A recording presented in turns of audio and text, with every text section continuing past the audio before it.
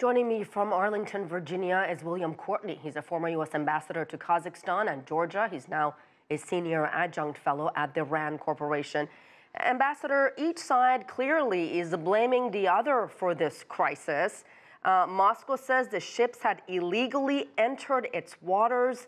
Does that make any sense to you? Are these waters restricted somehow to Ukrainian boats?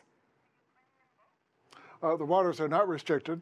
There was a 2003 agreement between Russia and Ukraine to treat the Sea of Azov as an internal water. So both sides have the freedom to sail ships through the Kerch Strait into the Sea of Azov. What we're seeing to some extent ought to be seen in a broader context.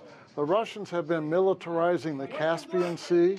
For example, a Russian warship fired cruise missiles from the Caspian Sea into Syria. Now it looks like Russia is maybe trying to do more to militarize the Sea of Azov. How bad are things going to get? I mean, are you concerned these two neighbors, rivals, could be on the brink of war? It's too early to tell about that. It depends on what the Russian ambition is. In 2014, the Russian proxies, the Russian rebels, if you will, or mercenaries, were stopped by Ukrainian forces from seizing Mariupol, a large Ukrainian port on the Sea of Azov. And also, President Putin at the time talked about Novorossiya, which would mean that Russia had an interest in going all the way down to Odessa to seize that territory. But Ukrainian defenses stopped the Russians. And so now the question is raised, is Russia trying to use a maritime alternative as compared with what then seemed to be a land effort to try to really take control of all of southern and eastern Ukraine? What do you make of President Petro Poroshenko wanting to impose some kind of martial law? Explain that one to me. How is that going to solve anything?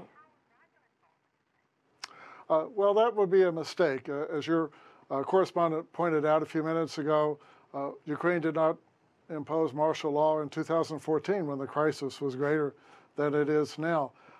If Ukraine does vote, and the parliament right now is considering whether to impose martial law, if Ukraine does do this, then this will cause the West to wonder whether this is being done in part because President Poroshenko, who faces re-election in March, is doing this to some extent for internal political reasons.